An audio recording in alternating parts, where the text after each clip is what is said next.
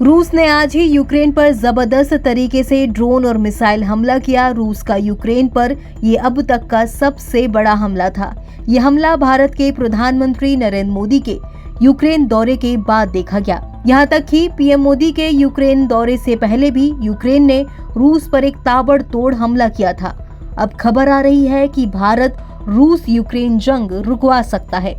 Media reports के मुताबिक रूस यूक्रेन युद्ध में भारत को पूरी दुनिया एक मध्यस्थ की नजर से देख रही है।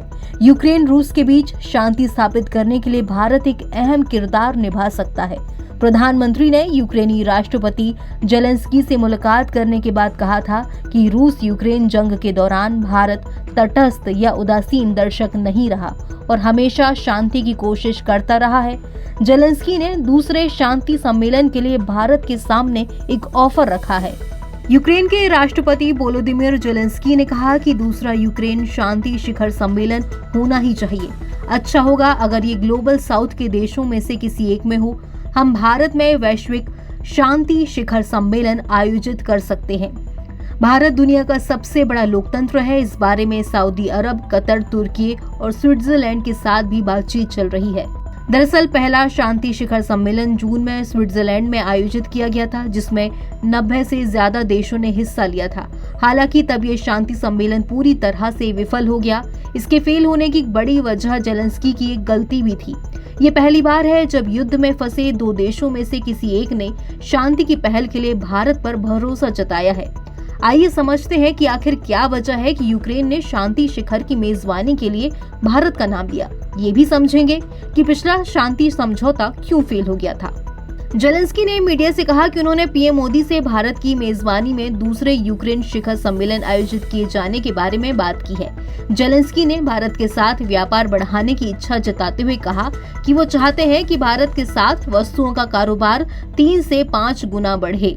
यूक्रेनी राष्ट्रपति ने कहा कि उन्होंने शुक्रवार को मोदी के साथ बैठक के दौरान पिछले शांति शिखर सम्मेलन पर चर्चा की थी। वार्ता के दौरान पीएम मोदी ने जेलेंस्की से कहा कि मैं शांति का संदेश लेकर आया हूं। मोदी ने जेलेंस्की को पिछले महीने मॉस्को में रूसी राष्ट्रपति के साथ हुई बैठक की बातें भी बताईं।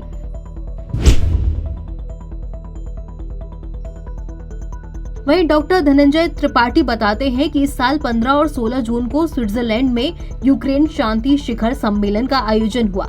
इसका मुख्य मकसद जेलेंस्की के शांति सूत्र के पीछे वैश्विक बहुमत को एकजुट करना था।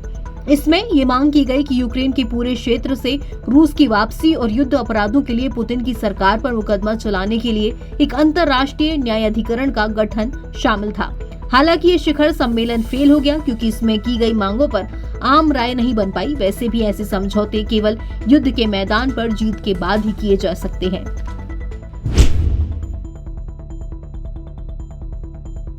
इतना ही नहीं, इस सम्मेलन में रूस को शामिल न करना भी एक बड़ी गलती थी क्योंकि यूक्रेन के साथ जंग रूस ही कर रहा था। ऐसे में बिना रूस के ऐसा सम्मेलन जेलेंस्की के शांति सूत्र की एक तरह से मौत थी।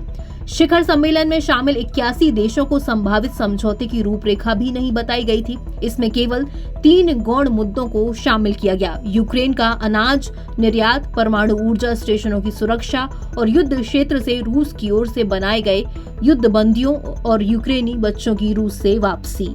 लेकिन अब देखना ये होगा कि क्या भारत यूक्रेन के राष्ट्रपति जेलेंस्की का ये ऑफर एक्सेप्ट करते हैं और क्या दूसरा शांति शिखर सम्मेलन भारत में आयोजित होता है। एनबीटी ऑनलाइन की रिपोर्ट।